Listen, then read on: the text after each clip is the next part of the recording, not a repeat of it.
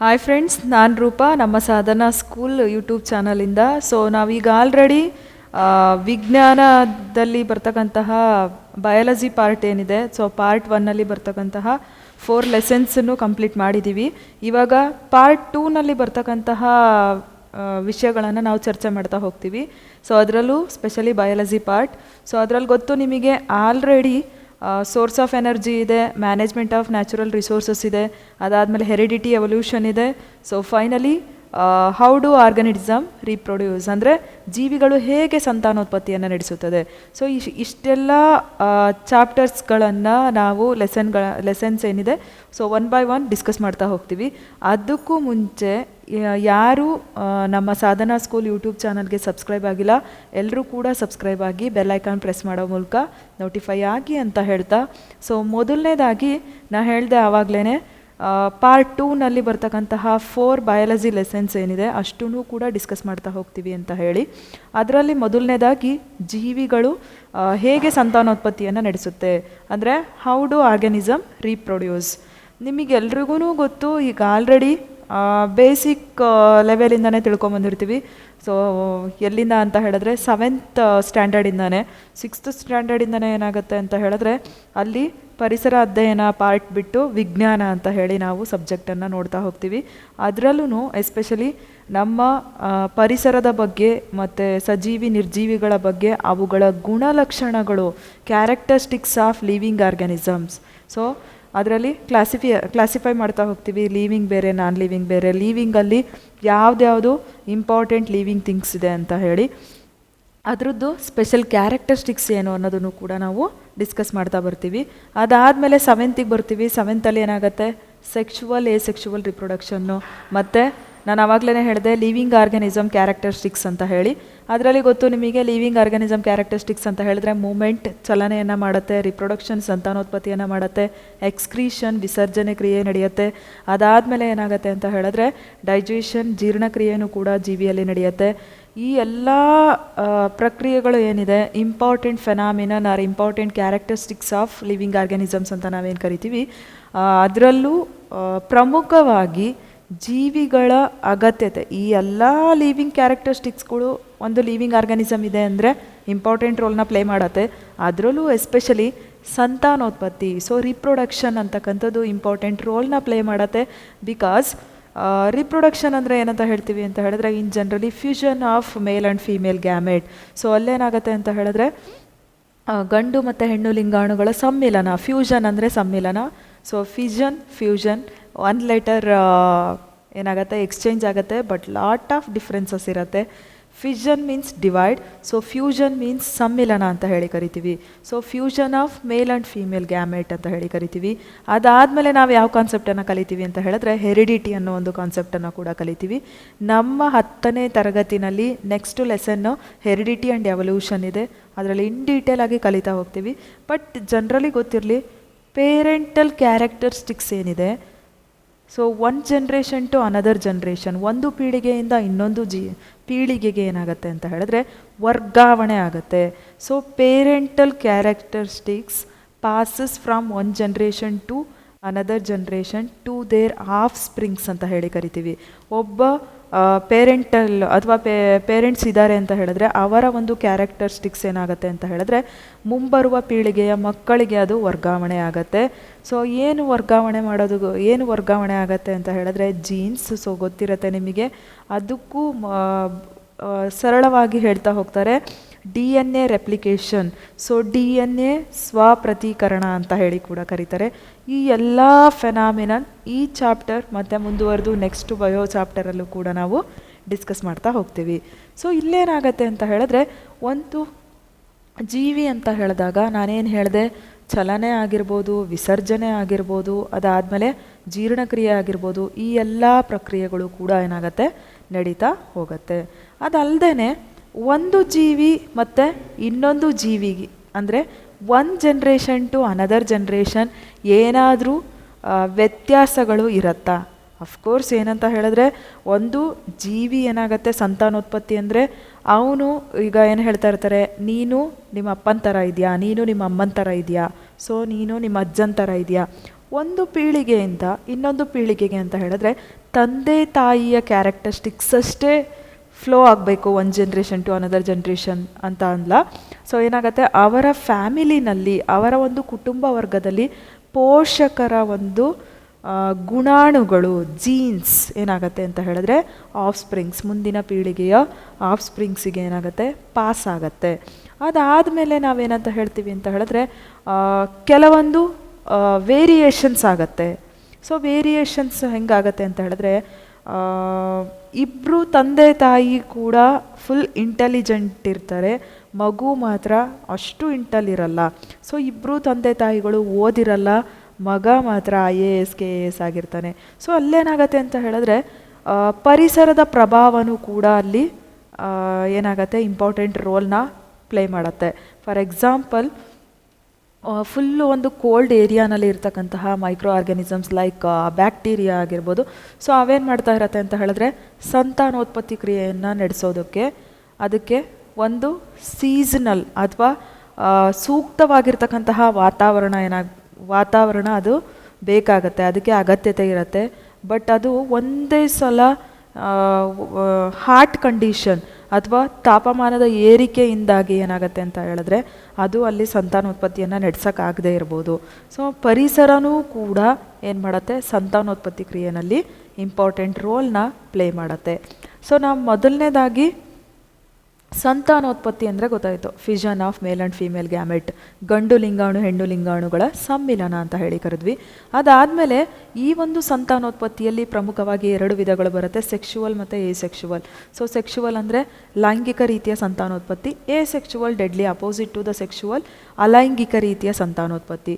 ಮೊದಲನೇದಾಗಿ ಹಾಗಿದ್ರೆ ಎಸೆಕ್ಶುವಲ್ ರಿಪ್ರೊಡಕ್ಷನ್ ಅಂದರೆ ಏನು, ಅದರಲ್ಲಿ ಎಷ್ಟು ವಿಧಗಳಲ್ಲಿ ಎಸೆಕ್ಶುವಲ್ ರಿಪ್ರೊಡಕ್ಷನ್ ನಡೆಯುತ್ತೆ, ಅದಾದಮೇಲೆ ಸೆಕ್ಶುವಲ್ ರಿಪ್ರೊಡಕ್ಷನ್ ಬಗ್ಗೆ ನಾವು ಡಿಸ್ಕಸ್ ಮಾಡ್ತಾ ಹೋಗೋಣ. ಮೊದಲನೇದಾಗಿ ಎಸೆಕ್ಶುವಲ್ ರಿಪ್ರೊಡಕ್ಷನ್ ಅಂದರೆ ಏನಿರ್ಬೋದು, ಅಲೈಂಗಿಕ ರೀತಿಯ ಸಂತಾನೋತ್ಪತ್ತಿ. ನಾವು ಸಂತಾನೋತ್ಪತ್ತಿ ಅಂತಕ್ಕಂಥದ್ರ ಬಗ್ಗೆ ಆಲ್ರೆಡಿ ಡೆಫಿನೇಷನ್ ಕಲ್ತ್ಕೊಂಡ್ವಿ, ಸಮ್ಮಿಲನ ಆಗೋದು ಗಂಡು ಲಿಂಗಾಣು ಹೆಣ್ಣು ಲಿಂಗಾಣು ಅಂತ. ಮತ್ತು ಎಸೆಕ್ಶುವಲ್ ಅಂದರೆ ಏನು, only one organism able to reproduce a new individual ಅಂತ ಹೇಳಿ ಕರಿತೀವಿ. ಸೊ ಏನಾಗುತ್ತೆ, ಅಲೈಂಗಿಕ ರೀತಿಯ ಸಂತಾನೋತ್ಪತ್ತಿಯಲ್ಲಿ ಒಂದು ಜೀವಿ ಏನು ಮಾಡುತ್ತೆ, ಒಂದೇ ಒಂದು ಜೀವಿ, ಗಂಡು ಮತ್ತು ಹೆಣ್ಣು ಇಲ್ಲ, ಇನ್ನೊಂದು ಹೊಸ ಜೀವಿಯನ್ನು ಉತ್ಪತ್ತಿ ಮಾಡುತ್ತೆ. ಅದರಲ್ಲಿ ಫಿಷನ್ ಬರುತ್ತೆ, ವಿದಳನ ಅಂತ ಹೇಳಿ ಕರಿತೀವಿ, ಬಡ್ಡಿಂಗ್ ಮೊಗ್ಗುವಿಕೆ ಬರುತ್ತೆ, ವೆಜಿಟೇಟಿವ್ ಪ್ರೊಪಗೇಷನ್ ಬರುತ್ತೆ, ಕಾಯಜ ರೀತಿಯ ಸಂತಾನೋತ್ಪತ್ತಿ, ರೀಜನರೇಷನ್ ಬರುತ್ತೆ, ಫ್ರಾಗ್ಮೆಂಟೇಷನ್ ಬರುತ್ತೆ, ವೇರಿಯಸ್ ಟೈಪ್ಸ್ ಇದೆ. ಅದರಲ್ಲಿ ಮೊದಲನೇದಾಗಿ ಫಿಷನ್. ಸೊ ನಾನು ಮುಂಚೆನೇ ಹೇಳಿದೆ ಇಂಟ್ರೊಡಕ್ಷನ್ ಹೇಳಬೇಕಾದ್ರೆ ಫಿಷನ್ ಫ್ಯೂಷನ್ ಅಂತ ಹೇಳಿ. ಫಿಷನ್ ಅಂದರೆ ಸೆಕ್ಶುವಲ್ ರಿಪ್ರೊಡಕ್ಷನಲ್ಲಿ ಬರುತ್ತೆ. ಲೈಕ್ ಇಲ್ಲೇನಾಗತ್ತೆ ಅಂತ ಹೇಳಿದ್ರೆ ಒಂದು ಅಂದರೆ ಏಕಕೋಶ ಜೀವಿಗಳಲ್ಲಿ, ಸೊ ಲೈಕ್ ಇವಾಗ ನಾವೇನಂತೀವಿ ಪ್ಲಾಸ್ಮೋಡಿಯಂ, ಮಲೇರಿಯಾ ಡಿಸೀಸ್, ಕಾಲಹಜಾರ್, ಅದು ಕಾಲಹಜಾರ್ ಅಂತಕ್ಕಂಥದ್ದು ಲೆಶ್ಮೀನಿಯಾ ಜೀವಿಯಿಂದ. ಸೊ ಅದಾದಮೇಲೆ ಅಮೀಬಾನಲ್ಲಿ, ಈ ರೀತಿಯ ಜೀವಿಗಳಲ್ಲಿ ಏನಾಗುತ್ತೆ, ಫಿಷನ್ ಟೈಪ್ ಆಫ್ ರಿಪ್ರೊಡಕ್ಷನ್, ವಿದಳನ ರೀತಿಯ ಸಂತಾನೋತ್ಪತ್ತಿ ನಡೆಯುತ್ತೆ. ಏನು ಹಾಗಿದ್ರೆ ಅಂತ ಹೇಳಿದ್ರೆ ವಿದಳನ ರೀತಿಯ ಸಂತಾನೋತ್ಪತ್ತಿ, ಫಿಷನ್ ಏನು ತುಂಡಾಗ್ತಾ ಇದೆ ಬಾಡಿನಲ್ಲಿ ಅಥವಾ ಏನು ವಿದಳನ ಆಗ್ತಾ ಇದೆ. ಸೊ ಈ ಎಲ್ಲ ಏಕಕೋಶ ಜೀವಿಯಲ್ಲಿ ಲೈಕ್ ಲೆಶ್ಮಿನಿಯಾ ಆಗಿರ್ಬೋದು, ನೆಕ್ಸ್ಟ್ ಅಮೀಬಾ ಆಗಿರ್ಬೋದು, ಅದಾದಮೇಲೆ ಪ್ಲನೇರಿಯಾ ಆಗಿರ್ಬೋದು, ಈ ಜೀವಿಗಳಲ್ಲಿ ಏನಾಗುತ್ತೆ, ಕೋಶ ವಿಭಜನೆ ಆಗತ್ತೆ. ನಾನು ಆವಾಗಲೇ ಹೇಳಿದೆ ಫಿಷನ್ ಅಂದರೆ ವಿಭಜನೆ ಆಗೋದು, ಡಿವೈಡ್ ಆಗೋದು ಅಂತ. ಸೊ ಏನು ಕೋಶ ವಿಭಜನೆ ಆಗತ್ತೆ, ಆ ಕೋಶ ಈಕ್ವಲ್ ಪಾರ್ಟಾಗಿ ಡಿವೈಡ್ ಆಗತ್ತೆ. ಫಾರ್ ಎಕ್ಸಾಂಪಲ್ ಇಲ್ಲಿ ನೋಡ್ತಾ ಇದ್ದೀವಿ ನಾವು ಮೊದಲನೇದಾಗಿ ಅಮೀಬಾದಲ್ಲಿ ದ್ವಿವಿದಳನ, ಆ ಬಾಡಿ ಏನಿರುತ್ತೆ ಅಮೀಬಾದು ಈಕ್ವಲ್ ಹಾಲ್ಸಲ್ಲಿ ಕಟ್ಟಾಗತ್ತೆ. ನೆಕ್ಸ್ಟು ನಾವು ನೋಡ್ತಾ ಇದ್ದೀವಿ ಲೆಶ್ಮೀನಿಯಾದಲ್ಲಿ, ಲಾಸ್ಟ್ ಒನ್ ಫೈನಲಿ ಚಿತ್ರದಲ್ಲಿ ಅಬ್ಸರ್ವ್ ಮಾಡ್ತಾ ಇದ್ದೀವಿ ಪ್ಲಾಸ್ಮೋಡಿಯಂ. ಸೊ ನೀವೇನು ಮಾಡ್ತೀರಾ ಎಕ್ಸಾಮಲ್ಲಿ, asexual reproduction is better than sexual reproduction, ಆ sexual reproduction better than asexual reproduction. ಆವಾಗ ನೀವೇನು ಮಾಡಬೇಕಾಗತ್ತೆ, ಟೈಪ್ಸ್ ಅಷ್ಟು ಬರೀಬೇಕಾಗತ್ತೆ, what are the major differences between these two ಅನ್ನೋದನ್ನು ಬರೀಬೇಕಾಗತ್ತೆ. ಅದಕ್ಕೂ ಮುಂಚೆ ನಿಮಗೆ 2 ಮಾರ್ಕಿಗೋ ಅಥವಾ 3 ಮಾರ್ಕಿಗೋ ಕೇಳಿದಾಗ explain asexual reproduction or define asexual reproduction, mention it various types ಅಂತ ಕೇಳಿದಾಗ ನೀವು ಡಯಾಗ್ರಾಮ್ ಬರ್ದಿಲ್ಲ ಅಂದರೂ ಪರವಾಗಿಲ್ಲ, ಜಸ್ಟ್ ಏನು ಮಾಡ್ತೀರಾ, put on some headings like fission, ವಿದಳನ, ಅದಾದಮೇಲೆ ಏನು ಮಾಡ್ತೀರಾ, ಪುನರುತ್ಪಾದನೆ, ರೀಜನರೇಷನ್, ನೆಕ್ಸ್ಟ್ ತುಂಡರಿಕೆಯಾಗುವುದು, ಫ್ರಾಗ್ಮೆಂಟೇಷನ್. ಸೊ ಈ ಎಲ್ಲ ಟೈಪ್ಗಳನ್ನು ಮೆನ್ಷನ್ ಮಾಡಿ ಜಸ್ಟ್ ಹಂಗಂದರೆ ಏನು, ಇಲ್ಲೇನಾಗ್ತಾ ಇದೆ, ವಿದಳನ ರೀತಿಯ ಸಂತಾನೋತ್ಪತ್ತಿನಲ್ಲಿ, ಅಲೈಂಗಿಕ ರೀತಿಯ ಸಂತಾನೋತ್ಪತ್ತಿಯಲ್ಲಿ ಕೋಶ ಈಕ್ವಲ್ ಹಾಲ್ವ್ಸ್ ಆಗಿ ಡಿವೈಡ್ ಆಗ್ತಾ ಇದೆ. ಸೊ ಅಲ್ಲೇನಾಗ್ತಾ ಇದೆ ಅಂತ ಹೇಳಿದ್ರೆ, ಇಲ್ಲೇ ನಾನು ಹೇಳಿದೆ ಕಾಲಾ ಹಜಾರ್ ರೋಗಕ್ಕೆ ಕಾರಣ ಆಗಿರೋದು ಲೆಶ್ಮೀನಿಯಾ, ನೆಕ್ಸ್ಟು ಮಲೇರಿಯಾ ರೋಗಕ್ಕೆ ಕಾರಣವಾಗಿರೋದು ಪ್ಲಾಸ್ಮೋಡಿಯಂ ವೈವ್ಯಾಕ್ಸ್ ಅಂತ ಹೇಳಿ ಕರಿತೀವಿ. ಈ ಎಲ್ಲ ಜೀವಿಗಳಲ್ಲಿ ಕೋಶ ವಿಭಜನೆ ಆಗುತ್ತೆ, ಬಾಡಿ ಟು ಈಕ್ವಲ್ ಹಾಲ್ವ್ಸ್ ಆಗಿ ಏನಾಗುತ್ತೆ, ಹೊಸ ಜೀವಿ, ಹೊಸ ಅಮೀಬಾ, ಹೊಸ ಲೆಶ್ಮೀನಿಯಾ, ಹೊಸ ಪ್ಲಾಸ್ಮೋಡಿಯಂ ಆಗಿ ಡೆವಲಪ್ ಆಗುತ್ತೆ. So the next one fragmentation spirogyra.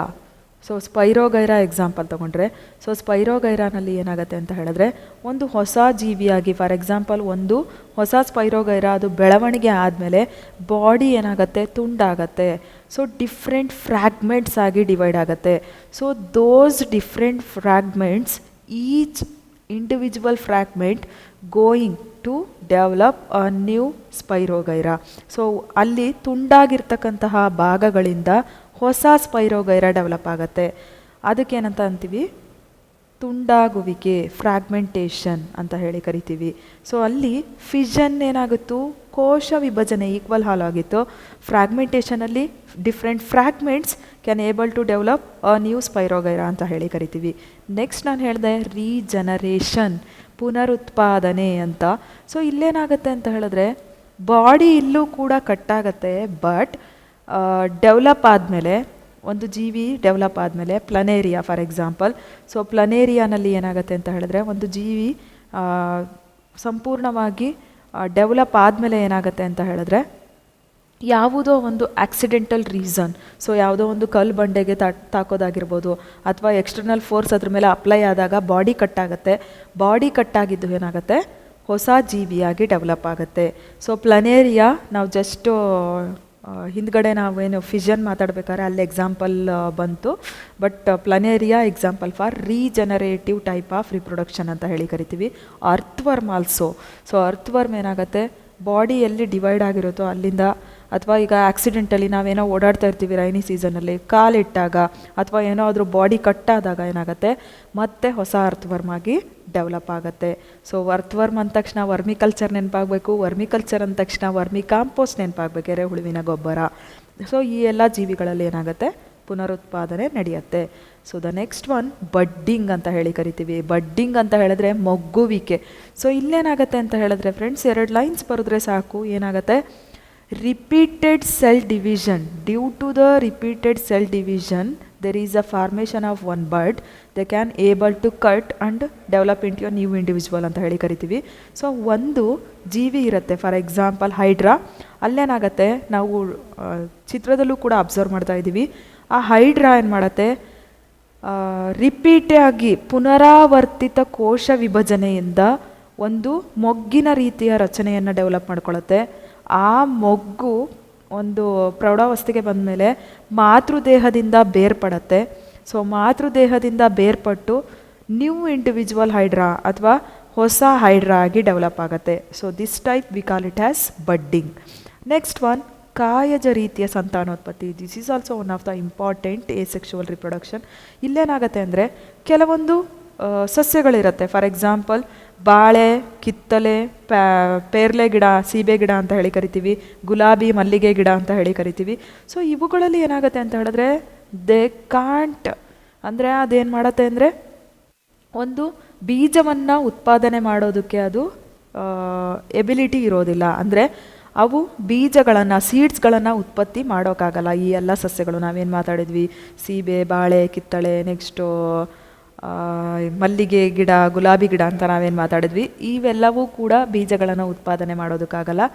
That's why ಈ ಒಂದು ಪ್ಲ್ಯಾಂಟ್ಸ್ಗಳನ್ನು, ಫಾರ್ ಎಕ್ಸಾಂಪಲ್ ಎಲ್ಲೋ ಒಂದು ರಿಲೇಟಿವ್ ಮನೆಗೆ ಹೋಗಿರ್ತೀವಿ, ಎಲ್ಲೋ ಫ್ರೆಂಡ್ ಮನೆಗೆ ಹೋಗಿರ್ತೀವಿ, ನಮ್ಮ ಮನೆಯಲ್ಲಿ ಎಷ್ಟೇ ಸುಂದರವಾಗಿರ್ತಕ್ಕಂತಹ ಫ್ಲವರ್ಸ್ ಪ್ಲ್ಯಾಂಟ್ ಇದ್ರೂ ಕೂಡ ಸ್ವಲ್ಪ ಅದು ಗಿಡನ ಕಟ್ ಮಾಡಿಕೊಡಿ, ನಮ್ಮ ಮನೆಯಲ್ಲೂ ಕೂಡ ಒಂದು ಪಾಟಲ್ಲಿ ಹಾಕಿ ಬೆಳೆಸ್ತೀವಿ ಅಂತ ಹೇಳ್ತಿರ್ತೀವಿ.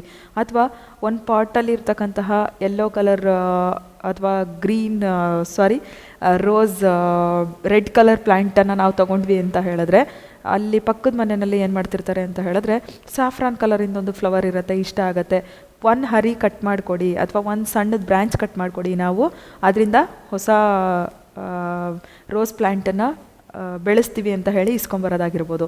ಸೊ ಏನಾಗುತ್ತೆ ಅಂತ ಹೇಳಿದ್ರೆ, ಸೊ ಅದು they can't able to produce a seed ಅಂದಾಗ ಅದರದ್ದು ಸಣ್ಣ ಬ್ರ್ಯಾಂಚನ್ನು ಕಟ್ ಮಾಡ್ಕೊಂಡು ಏನು ಮಾಡ್ತೀವಿ, ನೀವು ಇಂಡಿವಿಜುವಲ್ ಆಗಿ ಡೆವಲಪ್ ಮಾಡ್ತೀವಿ. So the next one bryophyllum this is one of the important leaf. So ಆ ಬ್ರಯೋಫಿಲಮ್ ಲೀಫ್ ಮೇಲೆ ಏನಾಗುತ್ತೆ ಅಂತ ಹೇಳಿದ್ರೆ, ಸಣ್ಣ ಸಣ್ಣ ಸಣ್ಣ ಮೊಗ್ಗಿನ ರೀತಿಯ ರಚನೆಗಳು ಬೆಳೆಯುತ್ತೆ. ಆ ಮೊಗ್ಗು ಏನಾಗುತ್ತೆ, ಥ್ರೂ ಆಕ್ಸಿಡೆಂಟಲ್ ಏನೋ ಅಚಾನಕ್ಕಾಗಿ ಅದು ಆ ಬಡ್ ಕಟ್ಟಾಗಿ, ಮೊಗ್ಗು ಕಟ್ಟಾಗಿ ನೆಲದ ಮೇಲೆ ಬಿದ್ದಾಗ ನ್ಯೂ ಬ್ರಯೋಫಿಲಮ್ ಆಗಿ ಡೆವಲಪ್ ಆಗುತ್ತೆ. So the next one spore formation. ಇದಂತೂ ನಾವು ಕೇಳೇ ಇರ್ತೀವಿ, ನೋಡೇ ಇರ್ತೀವಿ, ಬಟ್ ಇದೆ ಅಂತ ಎಕ್ಸಾಕ್ಟ್ಲಿ ಗೊತ್ತಾಗಲ್ಲ. ಇವಾಗ ಅಪ್ಪನೋ ಅಮ್ಮನೋ ಏನೋ ತೊಗೊಂಬಂದಿರ್ತಾರೆ ಅಥವಾ ರಿಲೇಟಿವ್ಸ್ ಮನೆಗೆ ಬಂದಾಗ ಒಂದು ಬ್ರೆಡ್ ಪೀಸ್ ತರ್ತಾರೆ ಅಂತ ಹೇಳಿದ್ರೆ, ಅದನ್ನೇನು ಮಾಡ್ತೀವಿ, ಎಲ್ಲೋ ಇರ್ತೀವಿ, ಅದು ನೆನಪೇ ಆಗಲ್ಲ ನಮಗೆ. 1 ವೀಕ್ ಬಿಟ್ಟು ನೋಡ್ತೀವಿ, ಜಸ್ಟು ಗ್ರೀನ್ ಪ್ಯಾಚಸ್ ಆಗುತ್ತೆ. ಸೊ ಅದು ನಿಮಗೆಲ್ರಿಗೂ ಕೂಡ ಗೊತ್ತಿರುತ್ತೆ ಕೂಡ, ಅದನ್ನು ಫೀಲ್ ಮಾಡಿರ್ತೀರ. ಓಪನ್ ಮಾಡ್ತೀರಾ, ಅದನ್ನು ಹಾಗೆ ಬಿಟ್ಟರೆ ಬ್ಲ್ಯಾಕ್ ಕಲರ್ದು ಹೇರ್ ಲೈಕ್ ಸ್ಟ್ರಕ್ಚರ್ ಬಂದಿರುತ್ತೆ. ಸೊ ನಾವೇನಿಲ್ಲಿ ಚಿತ್ರದಲ್ಲಿ ಅಬ್ಸರ್ವ್ ಮಾಡ್ತಿದ್ದೀವಿ, ರೈಜೋಪಸ್ ಸ್ಪೋರ್ ಫಾರ್ಮೇಷನ್, ಬೀಜಕಗಳ ಉತ್ಪಾದನೆ ಅಂತ ಹೇಳಿ ಡಯಾಗ್ರಾಮಲ್ಲಿ. ಸೊ ಅದನ್ನು with the help of microscope ನಾವು ನೋಡಿದಾಗ ಏನಾಗುತ್ತೆ ಅಂತ ಹೇಳಿದ್ರೆ, ಬಲ್ಬ್ ಲೈಕ್ ಸ್ಟ್ರಕ್ಚರ್ ಇರುತ್ತೆ, ಅದಕ್ಕೆ ಬೀಜಕಗಳು. ಸೊ ಆ ಬಲ್ಬ್ ಲೈಕ್ ಸ್ಟ್ರಕ್ಚರ್ ಒಳಗೆ ಏನಾಗುತ್ತೆ, ಬೀಜಕಗಳು, ಸ್ಪೋರ್ಸ್ ಇರುತ್ತೆ. ಸೊ ಆ ಸ್ಪೋರ್ಸಿನ ಹೆಲ್ಪಿಂದ ಏನಾಗುತ್ತೆ ಅಂತ ಹೇಳಿದ್ರೆ ಸೆಕ್ಷುವಲ್ ರಿಪ್ರೊಡಕ್ಷನ್ ನಡೆಯುತ್ತೆ. So the next one sexual reproduction ಅಂತ ಹೇಳಿ ಕರಿತೀವಿ. So sexual reproduction play an important role ಅಂತ ಹೇಳಿ ಕರಿತೀವಿ. ಬಿಕಾಸ್ ಸೆಕ್ಷುವಲ್ ರಿಪ್ರೊಡಕ್ಷನ್ ಅಂತ ಹೇಳಿದ್ರೆ, ಒಂದು ಜೀವಿಯಿಂದ ಇನ್ನೊಂದು ಜೀವಿಗೆ ಏನಾಗತ್ತೆ, ಕೆಲವೊಂದು ಕ್ಯಾರೆಕ್ಟರ್ಸ್ಗಳು, ಗುಣಲಕ್ಷಣಗಳು ಪಾಸಾಗತ್ತೆ. ಕೇವಲ ಒಂದು ಜೀವಿ ಅಲ್ಲ, 2 ಜೀವಿಗಳು ಅಂದರೆ ಒಂದು ಗಂಡು ಲಿಂಗಾಣು, ಇನ್ನೊಂದು ಹೆಣ್ಣು ಲಿಂಗಾಣು. ಅದೆರಡರ ಸಮ್ಮಿಲನದಿಂದ ಏನಾಗುತ್ತೆ, ಹೊಸ ಜೀವಿಯ ಸೃಷ್ಟಿಯಾಗತ್ತೆ. ಸೊ ಇಲ್ಲೇನಾಗುತ್ತೆ, ಇಷ್ಟೊತ್ತು ನಾವೇನು ಮಾತಾಡಿದ್ದು, ಈಗ ಪುನರಾವರ್ತನೆ ಆಗಿರ್ಬೋದು, ತುಂಡಾಗುವಿಕೆ ಆಗಿರ್ಬೋದು, ಮೊಗ್ಗುವಿಕೆ ಆಗಿರ್ಬೋದು, ಬೀಜಕಗಳ ಉತ್ಪಾದನೆ ಆಗಿರ್ಬೋದು, ವಿದಳನ ಕ್ರಿಯೆ ಆಗಿರ್ಬೋದು. So these are various types of sexual reproduction, ಅಲೈಂಗಿಕ ರೀತಿಯ ಸಂತಾನೋತ್ಪತ್ತಿ. ಬಟ್ ಇವಾಗ ನಾವೇನು ಡಿಸ್ಕಸ್ ಮಾಡ್ತೀವಿ ಅಂತ ಹೇಳಿದ್ರೆ, ಲೈಂಗಿಕ ರೀತಿಯ ಸಂತಾನೋತ್ಪತ್ತಿ. Once again I am going to repeat that beautiful definition, fusion of male and female gamete. So ಅಲ್ಲೇನಾಗುತ್ತೆ, 2 ಜೀವಿಗಳಿಂದ ಕ್ರೋಮೋಸೋಮಲ್ ಎಕ್ಸ್ಚೇಂಜ್ ಆಗೋದ್ರಿಂದ, ಸೊ DNA ಸ್ವಪ್ರತೀಕರಣವನ್ನು ಟ್ರಾನ್ಸ್ಫರ್ ಮಾಡೋದ್ರಿಂದ with the help of genes ಏನಾಗುತ್ತೆ, ಲೈಂಗಿಕ ರೀತಿಯ ಸಂತಾನೋತ್ಪತ್ತಿ ನಡೆಯುತ್ತೆ. ಸೊ ಲೈಂಗಿಕ ರೀತಿಯ ಸಂತಾನೋತ್ಪತ್ತಿನಲ್ಲಿ ಈ ಒಂದು ಲೈಂಗಿಕ ರೀತಿಯ ಸಂತಾನೋತ್ಪತ್ತಿ ತುಂಬಾ ನೀಡಿದೆಯಾ? ಅಫ್ಕೋರ್ಸ್ ಏನಾಗುತ್ತೆ, ಪೇರೆಂಟಲ್ ಕ್ಯಾರೆಕ್ಟರಿಸ್ಟಿಕ್ಸು ಆಫ್ ಸ್ಪ್ರಿಂಗಿಗೆ ಟ್ರಾನ್ಸ್ಫರ್ ಆಗಬೇಕು. ಸೊ ಅಲ್ಲಿ ಟ್ರಾನ್ಸ್ಫರ್ ಆಗಬೇಕು ಅಂತ ಹೇಳಿದ್ರೆ ಮೇಲ್ ಆ್ಯಂಡ್ ಫೀಮೇಲ್ ಗ್ಯಾಮೆಟ್ ಫ್ಯೂಷನ್ ಆಗಲೇಬೇಕು. ಸೊ ಒಂದು ಪೀಳಿಗೆಯಿಂದ ಇನ್ನೊಂದು ಪೀಳಿಗೆಗೆ ಅವರ ಒಂದು ಪೋಷಕರ ಕ್ಯಾರೆಕ್ಟರಿಸ್ಟಿಕ್ಸು ಪಾಸ್ ಆಗೋದಕ್ಕೆ ಈ ಒಂದು ರೀತಿಯ ಸಂತಾನೋತ್ಪತ್ತಿ ತುಂಬಾ ಉಪಯುಕ್ತವಾಗಿ ಇರುತ್ತೆ. ಅದರಲ್ಲೂ ನಾವು ಮೊದಲನೇದಾಗಿ ಡಿಸ್ಕಸ್ ಮಾಡೋಕ್ಕೆ ಹೋಗ್ತಾ ಅಂಥದ್ದು reproduction in higher plants. So 7th standard 8th 9th 7th ಸ್ಟ್ಯಾಂಡರ್ಡಿಂದನೇ ಸ್ಟಾರ್ಟ್ ಆಗಿಬಿಟ್ಟಿರುತ್ತೆ, ಅಲ್ಲಿ ಇನ್ ಡೀಟೇಲಾಗಿ ತಿಳ್ಕೊಂಡಿರಲ್ಲ. 10th students must and should ಡಯಾಗ್ರಾಮನ್ನು ಸೂಪರಾಗಿ ಬಿಡಿಸೋದನ್ನು ಇವತ್ತಿಂದನೇ ಪ್ರಾಕ್ಟೀಸ್ ಮಾಡಬೇಕು. ಬಿಕಾಸ್ ಎಕ್ಸಾಮ್ ಹತ್ತಿರ ಇರೋದ್ರಿಂದ ಡೈಲಿ 2 ಡಯಾಗ್ರಾಮ್ಸನ್ನು ಪಕ್ಕಾ ಬಿಡಿಸ್ಲೇಬೇಕು. ಯಾಕೆ ಅಂತ ಹೇಳಿದ್ರೆ, ಸೊ ಅಲ್ಲಿ ನಿಮಗೆ ಔಟ್ ಆಫ್ 80 ಥೇರಿ ಪಾರ್ಟ್ ಏನು ಬರೀತೀರಾ, ಔಟ್ ಆಫ್ 80 ಏನಾಗುತ್ತೆ ಅಂತ ಹೇಳಿದ್ರೆ 16 ಮಾರ್ಕ್ಸ್ ಡಯಾಗ್ರಾಮ್ಸ್ಗೆ ಇರುತ್ತೆ. ಸೊ ಅದರಲ್ಲೂ ಬಯಾಲಜಿ ಪಾರ್ಟಲ್ಲಿ ನೀವು ಆರಾಮಾಗಿ ಮಾರ್ಕ್ಸನ್ನು ಕ್ರ್ಯಾಕ್ ಮಾಡ್ಬೋದು, ಸ್ಕೋರ್ನ ಜಾಸ್ತಿ ಮಾಡ್ಬೋದು. ಹೇಗೆ ಅಂತ ಹೇಳಿದ್ರೆ, ಬ್ಯೂಟಿಫುಲ್ಲಾಗಿ ಮೊದಲು ಡಯಾಗ್ರಾಮ್ ಬರೆಯೋದನ್ನು ಪ್ರಾಕ್ಟೀಸ್ ಮಾಡಬೇಕು ಇವತ್ತಿಂದಾನೆ. ಸೊ ಇಲ್ಲೇನಾಗುತ್ತೆ, ಒಂದು ಟಿಪಿಕಲ್ ಪ್ಲ್ಯಾಂಟ್, ಮಾಡೆಲ್ ಪ್ಲ್ಯಾಂಟ್ ಅಂತಲೇ ಕರಿತೀವಿ, ಹೈಬಿಸ್ಕಸ್ ಮಾದರಿ ಹೂವು, ದಾಸವಾಳ ಅಂತ ಹೇಳಿ ಕರಿತೀವಿ. Because there is a presence of male and female parts ಅಂತ ಹೇಳಿ ಕರಿತೀವಿ. ಸೊ ಅಲ್ಲೇನಾಗತ್ತೆ, ಶಲಾಕೆ ಅಂದರೆ ಸ್ಟಿಗ್ಮಾ, ಸ್ಟೈಲ್, ಓವರಿ. ಶಲಾಕಾಗ್ರ, ಶಲಾಕನಳಿಕೆ, ಅಂಡಾಶಯ ಮೂರೂ ಕೂಡ ಇರುತ್ತೆ. ಇನ್ನು ಕೇಸರ ಅಂತ ಹೇಳಿ ಕರಿತೀವಿ, ಆ್ಯಂಥರ್. ಸೊ ಆ್ಯಂಥರ್ ಅಲ್ಲಿ ಏನಾಗುತ್ತೆ ಅಂತ ಹೇಳಿದ್ರೆ ಪರಾಗಕೋಶ ಮತ್ತು ತಂತು, ಫಿಲಮೆಂಟ್. ನೆಕ್ಸ್ಟ್ ಏನಾಗುತ್ತೆ, ಪುಷ್ಪದಳ, ಪುಷ್ಪಪತ್ರ. ಸೊ ಅಲ್ಲೇನು ಮಾಡ್ತಾರೆ, ಒಂದು ಹೂವಿನ ಅಂದವಾದ ಚಿತ್ರ ಬರೆದು ಕೆಳಗಿನ 4 ಭಾಗಗಳನ್ನು ಗುರುತಿಸಿ. ಅಲ್ಲಿ ನಿಮಗೆ ಹೆಣ್ಣು ಸಂತಾನೋತ್ಪತ್ತಿ ಭಾಗ, ಗಂಡು ಸಂತಾನೋತ್ಪತ್ತಿ ಭಾಗ ಅಂತ ಕೊಡಲ್ಲ. ಕಾರ್ಪೆಲ್ ಆರ್ ಪಿಸ್ಟಿಲ್, ಶಲಾಕೆ ಕೊಟ್ಟಿರ್ತಾರೆ. ಶಲಾಕೆ ಅಂದರೆ ನೀವಲ್ಲಿ ಶಲಾಕಾಗ್ರ, ಶಲಾಕನಳಿಕೆ, ಅಂಡಾಶಯ ಮೂರೂ ಕೂಡ ಬರಿಬೇಕು, stigma, style, ovary. Next anther, so ಕೇಸರ. ಕೇಸರ ಅಂತ ಬಂದಾಗ ನೀವಲ್ಲಿ ಆ್ಯಂಥರ್ ಮತ್ತು ಫಿಲಮೆಂಟ್ ಎರಡೂ ಬರಿಬೇಕು. ಪರಾಗಕೋಶ ಮತ್ತು ತಂತು, ಫಿಲಮೆಂಟ್ ಎರಡೂ ಕೂಡ ಬರಿಬೇಕು. Another 2 important parts, green colour ಇರುತ್ತೆ. ಒಂದು ಹೈಬಿಸ್ಕಸ್ ನೀವು ಕೈಯಲ್ಲೇ ತೊಗೊಂಡು ಇವಾಗೆ ಡೆಮಾನ್ಸ್ಟ್ರೇಟ್ ಮಾಡ್ಬೋದು. ಸೊ ಒಂದು ಗ್ರೀನ್ ಕಲರ್ ಪಾರ್ಟ್ ಏನಿರುತ್ತೆ ಅದಕ್ಕೆ ನಾವು ಪುಷ್ಪಪತ್ರ, ಸೆಪಲ್ ಅಂತ ಹೇಳಿ ಕರಿತೀವಿ. ನೆಕ್ಸ್ಟು ರೆಡ್ ಕಲರ್, ಬಿಕಾಸ್ ಇನ್ಸೆಕ್ಟನ್ನು ಅಟ್ರ್ಯಾಕ್ಟ್ ಮಾಡಬೇಕು ಸಂತಾನೋತ್ಪತ್ತಿಗೆ. ಸೊ ರೆಡ್ ಕಲರ್ ಏನಕ್ಕೆ ಕಾಣಿಸ್ತಾ ಇದೆ ನಮಗೆ, ಅದಕ್ಕೆ ನಾವು ಪೆಟಲ್ಸ್, ಬ್ಯೂಟಿಫುಲ್ ಪೆಟಲ್ಸ್ ಅಂತ ಹೇಳಿ ಕರಿತೀವಿ. ಸೆಪಲ್ಸ್, ಪೆಟಲ್ಸ್, ಕಾರ್ಪೆಲ್ ಮತ್ತು ಆ್ಯಂಥರ್. ಸೊ 4 ಭಾಗಗಳನ್ನು ಗುರುತಿಸ್ಬೇಕು. ಪುಷ್ಪಪತ್ರ, ಪುಷ್ಪದಳ, ಶಲಾಕೆ ಮತ್ತು ಕೇಸರ, ಇದು 4 ಕೂಡ ಮೆನ್ಷನ್ ಮಾಡಬೇಕಾಗತ್ತೆ. ಸೊ ಹಾಗಿದ್ರೆ ಈ ಒಂದು ಫ್ಲವರಲ್ಲಿ ಸಂತಾನೋತ್ಪತ್ತಿ ಕ್ರಿಯೆ ಹೇಗೆಲ್ಲ ನಡೆಯುತ್ತೆ. ಸೊ ಇಲ್ಲಿ ನಾವೇನು ಚಿತ್ರದಲ್ಲಿ ಅಬ್ಸರ್ವ್ ಮಾಡ್ತಿದ್ದೀವಿ ಯೆಲ್ಲೋ ಕಲರಲ್ಲಿ, very very very important. Recently ಇವಾಗ FA3 ಎಕ್ಸಾಮಲ್ಲಿ ಕೇಳಿದರು, write neat diagram on pollen on stigma ಅಂತ ಹೇಳಿ. ಶಲಾಕಾಗ್ರದ ಮೇಲೆ ಸೊ ಪರಾಗರೇಣುಗಳು ಯಾವ ರೀತಿ ಮೊಳಕೆ ಒಡೆಯುತ್ತದೆ. ಸೊ ಇಲ್ಲಿ ಪೋಲನ್ ಆನ್ ಸ್ಟಿಗ್ಮಾ ಅಂತ ಹೇಳಿ ಕರಿತೀವಿ. ಪೋಲನ್ ಅಂದರೆ ಎಲ್ಲಿರುತ್ತೆ, ಕೇಸರದಲ್ಲಿ ಇರುತ್ತೆ, ಗಂಡು ಸಂತಾನೋತ್ಪತ್ತಿ ಭಾಗದಲ್ಲಿ, ಆ್ಯಂಥರಲ್ಲಿ ಇರುತ್ತೆ. ಸೊ ಅದು ಎಲ್ಲಿಗೆ ಹೋಗಿ ಟಚ್ ಆಗಬೇಕು, ಸ್ಟಿಗ್ಮಾ ಪಾರ್ಟಿಗೆ ಟಚ್ ಆಗಬೇಕು. ಎಲ್ಲಿ ಸ್ಟಿಗ್ಮಾ ಪಾರ್ಟ್ ಅಂದರೆ ಫೀಮೇಲ್ ರಿಪ್ರೊಡಕ್ಟಿವ್ ಪಾರ್ಟ್. ಸೊ ಗಂಡು ಸಂತಾನೋತ್ಪತ್ತಿ ಭಾಗ, ಸೊ ಆ್ಯಂಥರಿಂದ ಏನಾಗಬೇಕು, ಪೋಲನ್ ಗ್ರೈನ್ಸ್ ಸ್ಟಿಗ್ಮಾಗೆ ಪಾಸ್ ಆಗಬೇಕು. ಸೊ ಆ ಒಂದು ಬ್ಯೂಟಿಫುಲ್ ಪ್ರೋಸೆಸ್ಸಿಗೆ ನಾವೇನಂತ ಕರಿತೀವಿ, ಪಾಲಿನೇಷನ್, ಪರಾಗಸ್ಪರ್ಶ ಕ್ರಿಯೆ ಅಂತ ಹೇಳಿ ಕರಿತೀವಿ. So transfer of pollen grains from anther to the stigma of a same plant. ಅಂದರೆ ಒಂದು ಪ್ಲ್ಯಾಂಟ್ ಇರುತ್ತೆ, ಹೈಬಿಸ್ಕಸ್ ಪ್ಲ್ಯಾಂಟು, ಅದರಲ್ಲಿ ಸುಮಾರಷ್ಟು ಫ್ಲವರ್ಸ್ ಇರುತ್ತೆ. ಒಂದು ಫ್ಲವರಲ್ಲಿ ಇರ್ತಕ್ಕಂತಹ ಆ್ಯಂಥರಲ್ಲಿರ್ತಕ್ಕಂತಹ ಪೋಲನ್ ಗ್ರೈನ್ಸ್ ಸ್ಟಿಗ್ಮಾ, ಹೆಣ್ಣು ಸಂತಾನೋತ್ಪತ್ತಿ ಭಾಗಕ್ಕೆ ಹೋಗಿ ತಲುಪಿದ್ರೆ ಸೆಲ್ಫ್ ಪಾಲಿನೇಷನ್ ಅಂದರೆ ಸ್ವಕೀಯ ಪರಾಗಸ್ಪರ್ಶ ಅಂತೀವಿ.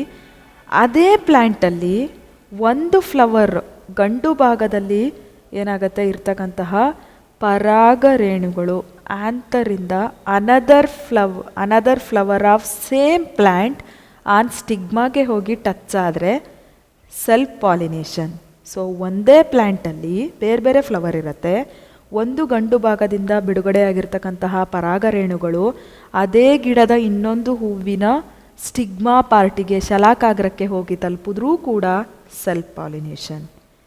ಈಗ ಇನ್ನೊಂದು ಟೈಪ್ ಪರಾಗಸ್ಪರ್ಶ ಕ್ರಿಯೆ ಹೇಳ್ತಾ ಇದ್ದೀನಿ, ಪರಕೀಯ ಥರದ ಪರಾಗಸ್ಪರ್ಶ ಕ್ರಿಯೆ ಅಂದರೆ ಕ್ರಾಸ್ ಪಾಲಿನೇಷನ್ ಬಗ್ಗೆ ಮಾತಾಡ್ತೀವಿ. ಈಗ ಒಂದು ಪ್ಲ್ಯಾಂಟಲ್ಲಿ ಏನಾಗತ್ತೆ, ಗಂಡು ಭಾಗದಿಂದ ಬಿಡುಗಡೆ ಆಗಿರ್ತಕ್ಕಂತಹ ಪರಾಗರೇಣುಗಳು ಇನ್ನೊಂದು ಗಿಡದ ಶಲಾಕಾಗ್ರವನ್ನು ತಲುಪೋದು. ಒಂದು ಆ್ಯಂಥರಿಂದ ಅಂದರೆ ಒಂದು ಪ್ಲ್ಯಾಂಟನ್ನ ಆ್ಯಂಥರಿಂದ ಬಿಡುಗಡೆ ಆಗಿರ್ತಕ್ಕಂತಹ ಪೋಲನ್ ಗ್ರೇನ್ ಪರಾಗರೇಣು ಇನ್ನೊಂದು ಗಿಡದಲ್ಲಿರ್ತಕ್ಕಂತಹ ಹೂವಿನ ಹೆಣ್ಣು ಭಾಗವಾಗಿರ್ತಕ್ಕಂತಹ ಶಲಾಕಾಗ್ರವನ್ನು ತಲುಪಿದ್ರೆ ಕ್ರಾಸ್ ಪಾಲಿನೇಷನ್, ಪರಕೀಯ ರೀತಿಯ ಪರಾಗಸ್ಪರ್ಶ. ಸೊ ಗಂಡು ಭಾಗದಲ್ಲಿ ರಿಲೀಸ್ ಆಗಿರೋ ಪರಾಗರೇಣು ಇನ್ನೊಂದು ಗಿಡದ ಹೂವಿನ ಹೆಣ್ಣು ಭಾಗಕ್ಕೆ, ಶಲಾಕಾಗ್ರಕ್ಕೆ ಹೋಗಿ ತಲುಪಿದ್ರೆ ಪರಕೀಯ ರೀತಿಯ ಪರಾಗಸ್ಪರ್ಶ. ಐ ಥಿಂಕ್ ಕ್ಲಿಯರ್ ಆಗಿದೆ ಕಾನ್ಸೆಪ್ಟ್ ಅನ್ಕೊತೀನಿ. ಸೊ ದ ನೆಕ್ಸ್ಟ್ ಒನ್, ಹಾಗಿದ್ರೆ ಇಲ್ಲೇನಾಗುತ್ತೆ, ಈ ಒಂದು ಚಿತ್ರವನ್ನು ಅಂದವಾಗಿ ಚಿತ್ರ ಬರೆದು ಏನು ಮಾಡಬೇಕು, ನೀವು ಭಾಗಗಳನ್ನು ಗುರುತಿಸಬೇಕು. ಅಲ್ಲೇನಾಗುತ್ತೆ, ಪರಾಗರೇಣು, ಪೋಲನ್ ಗ್ರೈನ್ಸ್, ಶಲಾಕಾಗ್ರ, ಸ್ಟಿಗ್ಮಾ, ಗಂಡು ಲಿಂಗಾಣು, male germ cell, next one ಪರಾಗನಳಿಕೆ ಪೋಲನ್ ಟ್ಯೂಬ್, ಇನ್ನೊಂದು ಫೀಮೇಲ್ ಜರ್ಮ್ ಸೆಲ್ ಹೆಣ್ಣು ಲಿಂಗಾಣು. ಅದಾದಮೇಲೆ ಕೆಳಗಡೆ ಬಲ್ಬ್ ಲೈಕ್ ಸ್ಟ್ರಕ್ಚರ್ ಏನು ಕಾಣಿಸ್ತಾ ಇದೆ ಓವರಿ ಅಂತ ಹೇಳಿ ಕರಿತೀವಿ. ನೆಕ್ಸ್ಟು 2020ನಲ್ಲಿ ಕೇಳಿರ್ತಕ್ಕಂತಹ ಪ್ರಶ್ನೆ ರೈಟ್ ಅ ಡಯಾಗ್ರಾಮ್ ಆಫ್ ಕಾರ್ಟಿಲಿಡಾನ್ಸ್, ಅಂದರೆ ಇದನ್ನು ಮಲ್ಟಿಪಲ್ ಚಾಯ್ಸಲ್ಲೂ ಕೂಡ ಕೇಳಿದ್ದಾರೆ. ಪ್ರೈಮರಿ ಸ್ಟೆಮ್ ಯಾವುದು ಅಂತ ಹೇಳಿ. ಸೊ ಇದು ಕಾರ್ಟಿಲಿಡಾನ್ ಸ್ಟ್ರಕ್ಚರು ಪ್ರಥಮ ಕಾಂಡ ಅಂತ ಹೇಳಿ ಕರಿತೀವಿ. ಪ್ರಥಮ ಮೂಲ ಭವಿಷ್ಯದ ಬೇರು ಅಂತ ಹೇಳಿ ಕರಿತೀವಿ. ಈ ಚಿತ್ರವನ್ನು ನೆನ್ಪಿಟ್ಕೋಬೇಕಾಗತ್ತೆ. ಸೊ ದ ನೆಕ್ಸ್ಟ್ ಒನ್ ಮನುಷ್ಯರಲ್ಲಿ ಸಂತಾನೋತ್ಪತ್ತಿ. ಸೊ ಮನುಷ್ಯರಲ್ಲಿ ಸಂತಾನೋತ್ಪತ್ತಿ ಅಂತ ಹೇಳಿದಾಗ so some of the maturation level ಬಂದಾಗ ಏನಾಗುತ್ತೆ, ಅಥವಾ ಜೀವಿಗಳು ಒಂದು ಪ್ರೌಢಾವಸ್ಥೆಗೆ ತಲುಪಿದಾಗ ಏನಾಗುತ್ತೆ ಅಂತ ಹೇಳಿದ್ರೆ ಅವು ಏಬಲ್ ಟು ರಿಪ್ರೊಡ್ಯೂಸ್ ಅಂತ ಹೇಳಿ ಕರಿತೀವಿ. ನಾವು ಮುಂಚೆನೇ ಮಾತಾಡಿದ ಹಾಗೆ ತಂದೆ ತಾಯಿಯ ಗುಣಲಕ್ಷಣಗಳು ಏನಾಗುತ್ತೆ with the help of genes, ಗುಣಾಣುಗಳು, ತಂದೆ ತಾಯಿನಲ್ಲಿ ಇರ್ತಕ್ಕಂತಹ ಫಿಸಿಕಲ್ ಆ್ಯಂಡ್ ಮೆಂಟಲ್ ಕ್ಯಾರೆಕ್ಟರಿಸ್ಟಿಕ್ಸ್, ದೈಹಿಕ ಮತ್ತು ಮಾನಸಿಕ ಬದಲಾವಣೆಗಳು ತಂದೆ ತಾಯಿಯಿಂದ ಗುಣಾಣುಗಳ ಮೂಲಕ ತಮ್ಮ ಮಕ್ಕಳಿಗೆ ವರ್ಗಾವಣೆ ಆದರೆ ಅದಕ್ಕೇನಂತ ಕರಿತೀವಿ ಅಂತ ಹೇಳಿದ್ರೆ ಸಂತಾನೋತ್ಪತ್ತಿ. ಅದು ಹ್ಯೂಮನ್ ಬೀಯಿಂಗ್ಸಲ್ಲಿ, ಮನುಷ್ಯರಲ್ಲಿ ಸಂತಾನೋತ್ಪತ್ತಿ. ಸೊ ಇಲ್ಲೇನಾಗುತ್ತೆ ಅಂತ ಹೇಳಿದ್ರೆ ಐಲಿಡ್ ಅಥವಾ ಐಬಾಲ್ಸ್ ಅಂತ ಹೇಳಿ ಕರಿತೀವಿ. ತಂದೆ ತಾಯಿಗೆ ಮಂಜು ಕಣ್ಣು ತಂದೆಗೋ ತಾಯಿಗೋ ಇದ್ದರೆ ಅದು ತಮ್ಮ ಮಕ್ಕಳಿಗೆ ಪಾಸಾಗಿರುತ್ತೆ.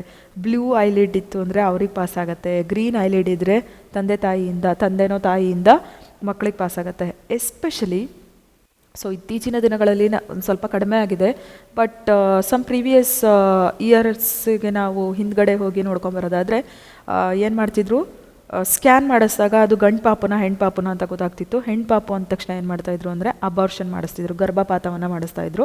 ಬಿಕಾಸ್ ನಮಗೆ ಗಂಡು ಪಾಪುನೇ ಬೇಕು ಅಂತ ಹೇಳಿ.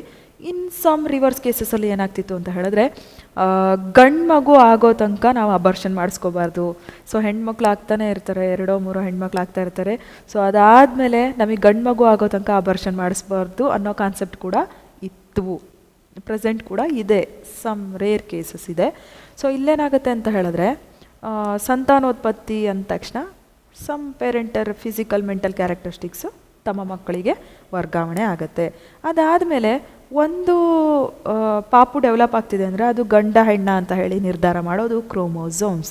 ಸೊ ಫೀಮೇಲಲ್ಲಿ XX ಕ್ರೋಮೋಸೋಮ್ ಪ್ರೆಸೆಂಟ್ ಇರುತ್ತೆ, ಮೇಲಲ್ಲಿ XY ಕ್ರೋಮೋಸೋಮ್ ಪ್ರೆಸೆಂಟ್ ಇರುತ್ತೆ. So X chromosome Y chromosome ಜೊತೆ ಫ್ರೆಂಡ್ಶಿಪ್ ಮಾಡಿದ್ರೆ ಗಂಡು ಪಾಪು, XY ಅಂದರೆ ಗಂಡು ಪಾಪು ಆಗುತ್ತೆ. X ಕ್ರೋಮೋಸೋಮ್ ಗಂಡು ಮಕ್ಕಳಲ್ಲಿರೋ X ಜೊತೆ ಫ್ಯೂಸ್ ಆದರೆ, ಸೊ ಸೇರಿಕೊಂಡ್ರೆ XX ಆದರೆ ಹೆಣ್ಣು ಮಗು. ಇಷ್ಟೇ ನೆನ್ಪಿಟ್ಕೊಳ್ಳಿ. ಹೆಣ್ಮಕ್ಳಲ್ಲಿ XX ಕ್ರೋಮೋಸೋಮ್ಸ್ ಇರುತ್ತೆ, ಗಂಡು ಮಕ್ಕಳಲ್ಲಿ XY ಕ್ರೋಮೋಸೋಮ್ ಇರುತ್ತೆ. X ಇನ್ನೊಂದು X ಜೊತೆಗೆ ಸೇರಿಕೊಂಡ್ರೆ ಹೆಣ್ಮಗು, XY ಜೊತೆ ಫ್ರೆಂಡ್ಶಿಪ್ ಮಾಡಿದ್ರೆ XY ಅಂತ ಬಂದರೆ ಗಂಡು ಮಗು ಆಗುತ್ತೆ. So both parents are responsible for their new individual ಅಂತ ಹೇಳಿ ಕರಿತೀವಿ. ಸೊ ಅಲ್ಲೇನಾಗುತ್ತೆ ಗಂಡು ಮಕ್ಕಳು ಮತ್ತು ಹೆಣ್ಮಕ್ಳು ಇಬ್ಬರೂ ಕೂಡ ಇಂಪಾರ್ಟೆಂಟ್ ರೋಲ್ನ ಪ್ಲೇ ಮಾಡ್ತಾರೆ.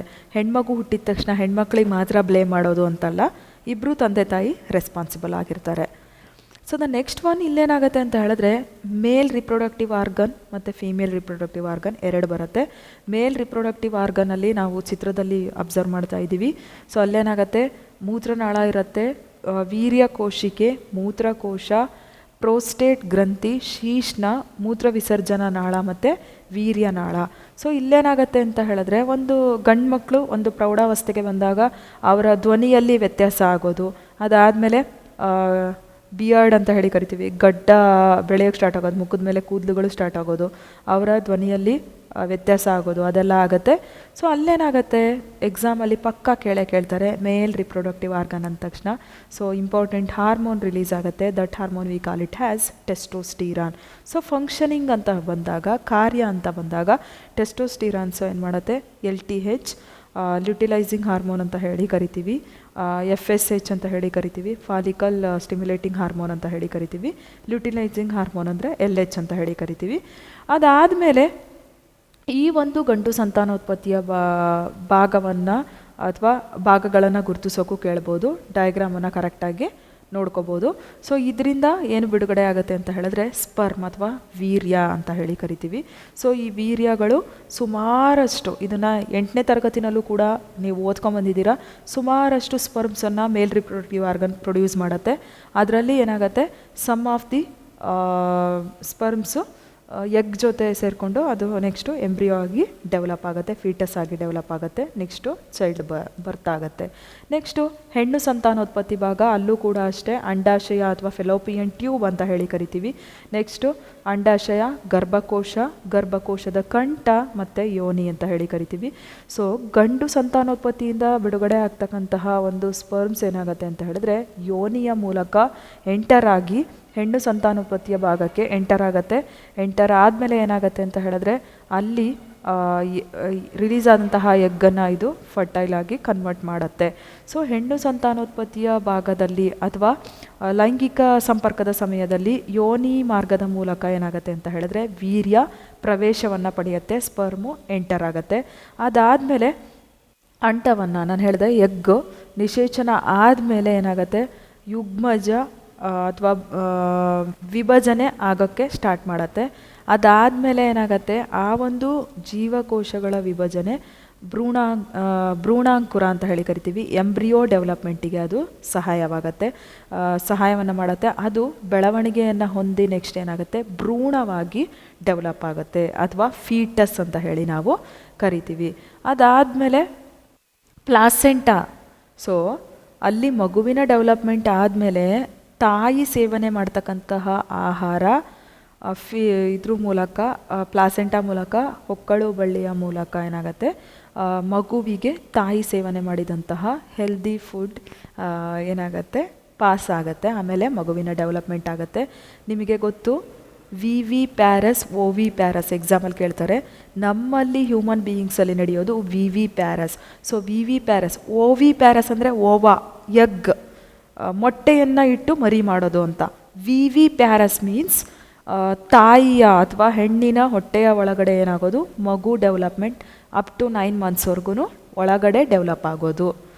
ನೆಕ್ಸ್ಟು ಇದನ್ನು ವಿ ಪ್ಯಾರಸ್ ಅಂತ ಹೇಳಿ ಕರಿತೀವಿ. ಹೆಣ್ಣು ಸಂತಾನೋತ್ಪತ್ತಿಯ ಭಾಗ ರಿಲೀಸ್ ಮಾಡ್ತಕ್ಕಂಥ ಹಾರ್ಮೋನ್ ಪ್ರೊಜೆಸ್ಟಿರಾನ್ ಅಥವಾ ಈಸ್ಟ್ರೋಜನ್ ಅಂತ ಹೇಳಿ ನಾವು ಕರಿತೀವಿ. ಸೊ ಈ ಒಂದು ಸಂತಾನೋತ್ಪತ್ತಿಯ ಕ್ರಿಯೆ ಏನಾಗುತ್ತೆ ಅಂತ ಹೇಳಿದ್ರೆ, ಸಂತಾನೋತ್ಪತ್ತಿ ಕ್ರಿಯೆಯಲ್ಲಿ ನಾನು ಹೇಳಿದೆ ವೀರ್ಯ ಯೋನಿಯ ಮೂಲಕ ಎಂಟರ್ ಆಗುತ್ತೆ, ಎಗ್ಗನ್ನು ಫರ್ಟೈಲ್ ಮಾಡುತ್ತೆ ಅಂತ. ಅಕಸ್ಮಾತ್ ಎಗ್ ಫರ್ಟಿಲೈಸೇಷನ್ ಆಗಿಲ್ಲ ಅಂದರೆ ಏನಾಗುತ್ತೆ, ಸೊ ಅದು ಎಗ್ ಏನಾದರೂ ಫರ್ಟಿಲೈಸೇಷನ್ ಆಗಿಲ್ಲ ಅಂತ ಹೇಳಿದ್ರೆ ಥ್ರೂ ಮೆನ್ಸ್ಟ್ರುವಲ್ ಸೈಕಲ್. ಸೊ ಗಂಡು ಮಕ್ಕಳಲ್ಲಿ ಹೇಗೆ ಬಿಯರ್ಡ್ ಬರೋದು, ಅವರ ವಾಯ್ಸಲ್ಲಿ ವೇರಿಯೇಷನ್ ಆಗೋದು ಆಗುತ್ತೆ, ಹೆಣ್ಮಕ್ಳಲ್ಲೂ ಕೂಡ ಒಂದು ಪ್ರೌಢಾವಸ್ಥೆಗೆ ಬಂದಾಗ ಅವರಿಗೆ ಮೆನ್ಸ್ಟ್ರುವಲ್ ಸೈಕಲ್, ಋತುಚಕ್ರ ಆರಂಭವಾಗುತ್ತೆ. ಆ ಋತುಚಕ್ರ ಆರಂಭವಾದ ರೀತಿಯೇ ಇಲ್ಲೇನಾಗುತ್ತೆ, ಫ್ಯೂಷನ್ ಆದಾಗ ಮೇಲ್ ಫೀಮೇಲ್ ಗ್ಯಾಮೆಟ್ ಅದೇನಾದರೂ ಎಗ್ ಫರ್ಟೈಲ್ ಆಗಿಲ್ಲ ಅಂದರೆ ಇದ್ರದ್ದು ಮೆನ್ಸ್ಟ್ರುವಲ್ ಸೈಕಲ್ ಮೂಲಕ, ಋತುಚಕ್ರದ ಮೂಲಕ ಏನಾಗುತ್ತೆ ಅಂತ ಹೇಳಿದ್ರೆ ಒಂದು ರಕ್ತ ಮತ್ತು ಲೋಳೆ ಅದು ಹೊರಗಡೆ ಬರುತ್ತೆ. ಅದಕ್ಕೆ ನಾವು ಮೆನ್ಸ್ಟ್ರುಯೇಷನ್ ಅಥವಾ ಋತುಚಕ್ರ ಅಂತ ಹೇಳಿ ಕರಿತೀವಿ. ಸೊ ಸಂತಾನೋತ್ಪತ್ತಿ ಆರೋಗ್ಯ ಅಂತ ಹೇಳಿದ್ರೆ ನಾನು ಹೇಳಿದೆ ಆವಾಗಲೇ, ಇದನ್ನು ಎಕ್ಸಾಮಲ್ಲೂ ಕೂಡ ಕೇಳಿದ್ದಾರೆ, ರೀಸೆಂಟ್ಲಿ FA3ನಲ್ಲೂ ಕೇಳಿದ್ದಾರೆ, ಪ್ರೀವಿಯಸ್ ಎಕ್ಸಾಮ್ಗಳಲ್ಲೂ ಕೇಳಿದ್ದಾರೆ. ಕಾಂಟ್ರಾಸೆಪ್ಟಿವ್ ಅಥವಾ ಕಾಂಟ್ರಾಸೆಪ್ಷನ್ ಮೆಥಡ್ ಅಂತ ಹೇಳಿ, ಗರ್ಭಪಾತವನ್ನು ಅಥವಾ ಗರ್ಭಧಾರಣೆಯನ್ನು ನಿಲ್ಲಿಸಬೇಕು ಅಂದರೆ ಏನೆಲ್ಲ ಮೆಥಡ್ಸ್ಗಳನ್ನು ಯೂಸ್ ಮಾಡ್ಬೋದು. ನ್ಯಾಚುರಲ್ ಮೆಥಡ್, ಸೊ ಅಲ್ಲಿ ನಾನು ಹೇಳಿದೆ ಸ್ಪರ್ಮು ಓವಮ್ಗೆ ಅಥವಾ ಯೋನಿ ಫೀಮೇಲ್ ಪಾರ್ಟಿಗೆ ಎಂಟರ್ ಆಗದೆ ಇರೋ ಥರ ನೋಡ್ಕೊಳ್ಳೋ ಅಂಥದ್ದಾಗಿರ್ಬೋದು. ನೆಕ್ಸ್ಟು ಬ್ಯಾರಿಯರ್ ಮೆಥಡ್ಸು, ಕಾಂಡೋಮ್ಸ್ಗಳನ್ನು ಯೂಸ್ ಮಾಡ್ತಕ್ಕಂಥದ್ದಾಗಿರ್ಬೋದು. ಅದಾದಮೇಲೆ ಏನಾಗುತ್ತೆ, ಓರಲ್ ಮೆಥಡ್ ಅಂತ ಹೇಳಿ ಕರಿತೀವಿ. ಟ್ಯಾಬ್ಲೆಟ್ಸನ್ನು ನುಂಗೋದ್ರ ಮೂಲಕನೂ ಅಲ್ಲಿ ಗರ್ಭವತಿ ಆಗೋದನ್ನು ತಪ್ಪಿಸ್ಕೊಳ್ಬೋದು. ಅಂದರೆ ಅವರು ಮೆಂಟಲಿ ಇನ್ನೂ ಪ್ರಿಪೇರ್ ಇರಲ್ಲ. ಸೊ ನ್ಯೂಲಿ ಮ್ಯಾರಿಡ್ ಕಪಲ್ಲು ಡಿಸೈಡ್ ಮಾಡಿದಾಗ ನಮಗೆ ಮಗು ಬೇಕು ಬೇಡ ಅಂತ ಹೇಳಿ, ಮಗು ಬೇಡ ಅಂತ ಹೇಳಿದಾಗ ಓರಲ್ ಮೆಥಡ್ಸ್, ಅಲ್ಲಿ ಟ್ಯಾಬ್ಲೆಟ್ಸನ್ನು ತಗೊಳ್ಳೋದಾಗಿರ್ಬೋದು. ಅದಾದಮೇಲೆ ಸರ್ಜಿಕಲ್ ಮತ್ತು ಇಂಪ್ಲಾಂಟ್ಸ್ ಮೆಥಡ್ಸ್ ಕೂಡ ಇದು ಹೆಲ್ಪ್ ಆಗುತ್ತೆ. ಸೊ ಸರ್ಜಿಕಲ್ ಮೆಥಡ್ಸಲ್ಲಿ ಕೆಲವೊಂದು ಸಲ ಇನ್ಫೆಕ್ಷನ್ ಆಗೋ ಚಾನ್ಸಸ್ ಕೂಡ ಇರುತ್ತೆ. ಸೊ ಅಲ್ಲೂ ಕೂಡ ಕೇರ್ ತಗೋಬೇಕಾಗತ್ತೆ. ಸೊ ಇಲ್ಲೇನಾಗುತ್ತೆ, totally today in this class we discuss majorly two types of reproduction. Sexual ಅಲೈಂಗಿಕ ರೀತಿ, ಸೆಕ್ಷುವಲ್ ಲೈಂಗಿಕ ರೀತಿಯ ಸಂತಾನೋತ್ಪತ್ತಿ. ಇದೆಲ್ಲದೂ ಕೂಡ ಅಲೈಂಗಿಕ ರೀತಿಯ ಸಂತಾನೋತ್ಪತ್ತಿ ತನ್ನದೇ ಆಗಿರ್ತಕ್ಕಂತಹ ಒಂದು ಛಾಪನ್ನು ಮೂಡಿಸಿದ್ರೆ, ಲೈಂಗಿಕ ರೀತಿಯ ಸಂತಾನೋತ್ಪತ್ತಿ ನಾನು ಅದಕ್ಕಿಂತ ಇನ್ನೂ ಚೆನ್ನಾಗಿ ಅಂದರೆ ನೆಕ್ಸ್ಟ್ ಜನ್ರೇಷನಿಗೆ ಫಿಸಿಕಲ್ ಮೆಂಟಲ್ ಕ್ಯಾರೆಕ್ಟರಿಸ್ಟಿಕ್ಸನ್ನು ನಾನು ಪಾಸ್ ಮಾಡ್ತೀನಿ ಅಂತ ಹೇಳುತ್ತೆ. ಸೊ ಬೋತ್ ಆರ್ ಇಂಪಾರ್ಟೆಂಟ್ ರೋಲ್ನ ಪ್ಲೇ ಮಾಡುತ್ತೆ ಇನ್ ಅವರ್ ಎನ್ವಿರಾನ್ಮೆಂಟ್. ಸೊ ಎಲ್ರಿಗೂ ಅರ್ಥ ಆಗಿದೆ ಅಂತ ಅಂದ್ಕೊಂಡಿದ್ದೀನಿ ಕ್ಲಾಸಸ್. ಮತ್ತು ಮುಂದಿನ ತರಗತಿಯಲ್ಲಿ ನಾವು ಇದ್ರ ಬಗ್ಗೆ ಡೀಟೇಲಾಗಿ ತಿಳ್ಕೊಳ್ಳೋಣ ಅಂತ ಹೇಳ್ತಾ, thank you so much for watching this video.